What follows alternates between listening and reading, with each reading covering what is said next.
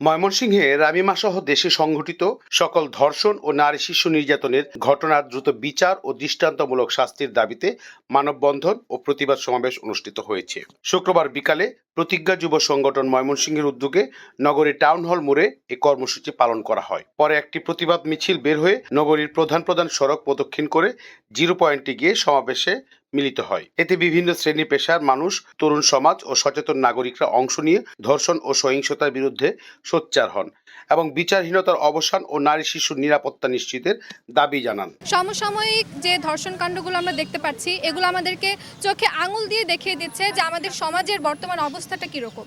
আমরা দেখতে পাচ্ছি একদম নবজাতক শিশু থেকে শুরু করে 10 বছরের শিশু থেকে শুরু করে বৃদ্ধা নারী কেউই এই সমাজে বর্তমানে নিরাপদ নয়। এমন একটি সমাজে তো সুষ্ঠুভাবে ভালোভাবে বাস করা যায় না, এটা তো বাস করার মতো একটা সমাজ না।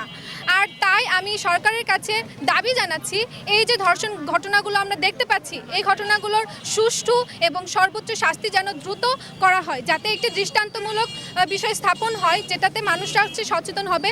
ধর্ষণ যারা করে, ধর্ষণকারীরা আরও বেশি ভয় পাবে।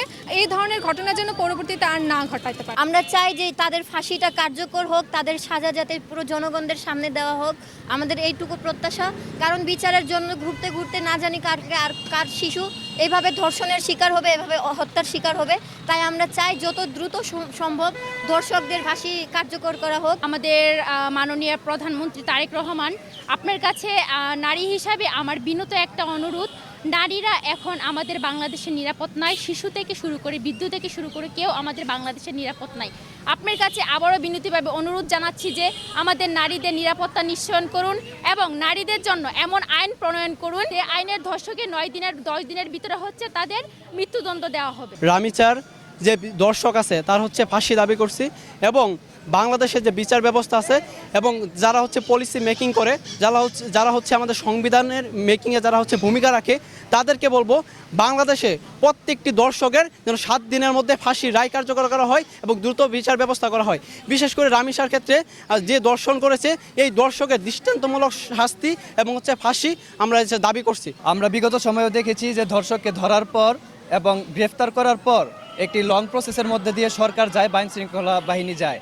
আমাদের এই দাবি যে ধর্ষককে গ্রেফতার করার পর কোনো প্রকার যেন বিলম্ব না করা হয়, তাকে যেন অবিলম্বে শাস্তি প্রদান করা হয় এবং কি 7 দিনের মধ্যে সেই বিচার কার্য শেষ করে একটি দৃষ্টান্ত যেন আমাদের এই জাতির মাঝে তুলে ধরা হয়। ধর্ষকের বিচার ব্যবস্থা যাতে দ্রুততম সময়ের ভিতরে হতে পারে, এই বিচার ব্যবস্থা যাতে বছরের পর বছর কোর্টে, হাইকোর্টে বা বিভিন্ন জায়গায় যাতে পড়ে না থাকে, মাত্র ধর্ষকের ধরার সাথে সাথে যাতে বিচার হয় এই প্রত্যাশা করি আমরা, যাতে দ্রুততম সময়ে তাদেরকে ফাঁসির ব্যবস্থা করা হয়। আমি একজন মেয়ের বাবা, আমার মেয়ে যখন কান্না করে আমার কলিজা ছিঁড়ে যায় এরকম মনে হয়। তো প্রত্যেকটা মেয়েই তার বাবার কাছে ওইরকমই হৃৎপিণ্ডের মতো। সুতরাং আমি চাই আমার প্রত্যেকটা শিশু, প্রত্যেকটা বোন, প্রত্যেকটা মা যেন নিরাপত্তা পায়, সেটা যেভাবেই হোক। আমি সরকারের কাছে জোর দাবি জানাবো, আপনি এই বিষয়টা নিয়ে তদন্ত করেন, কঠোর ব্যবস্থা গ্রহণ করেন। তা না হলে সমাজে যে অবক্ষয়, যে জাহেলিয়াত, সেটা থেকে আমরা মুক্তি পাবো না। আমাদের বোন, আমাদের কন্যা সন্তান, আমাদের শিশুরা নিরাপদ থাকবে না। সুতরাং আমার সর্বশেষ কথা হচ্ছে যে আপনি সর্বোচ্চ শাস্তি, মৃত্যুদণ্ডের আইন কার্যকর করেন। রামিসা সহ সকল দর্শনের দ্রুত বিচার এবং দর্শকের সর্বোচ্চ শাস্তি, মৃত্যুদণ্ড যেন প্রকাশ্যে দেওয়া হয়, এই বিষয়ে আমরা আজকে মানববন্ধন করেছি। আমরা প্রতিজ্ঞা সংগঠনের পক্ষ থেকে আমরা যে বিষয়গুলো সরকারের কাছে দাবি রাখতে চাই, রামিসা সহ সকল দর্শনের ঘটনার দ্রুত বিচার করতে হবে এবং দর্শকের সর্বোচ্চ শাস্তি, মৃত্যুদণ্ড প্রকাশ্যে জনসমক্ষে দিতে হবে। এবং সেই সাথে আমি যে দাবিটি করতে চাই, আমরা দেখি যে পরিবারের মেয়েটি বা শিশুটি দর্শনের শিকার হয়, সে মেয়েটি নিরাপত্তাহীনতায় ভুগে, সেই পরিবারটি নিরাপত্তাহীনতায় ভুগে। আমরা চাই সেই পরিবারের যেন নিরাপত্তা সরকার নিশ্চিত করে এবং তাদেরকে আর্থিকভাবে সহযোগিতা করে। আমরা দেখতে পাচ্ছি আমাদের শিশু, আমাদের নারী, আমাদের কিশোরী, সর্বোপরি সকল মানুষ নিরাপত্তাহীনতায় ভুগছে। আমি সরকারের কাছে বিনীতভাবে অনুরোধ করব, একজন সচেতন নাগরিক হিসাবে, একজন ছাত্র হিসাবে তারা যেন আইনের কঠোর বাস্তবায়ন করে এবং আইনের নিশ্চয়তা দেয়। আমরা দেখতে পাচ্ছি আমাদের মানবিকতা, নৈতিকতার অবক্ষয় ঘটেছে।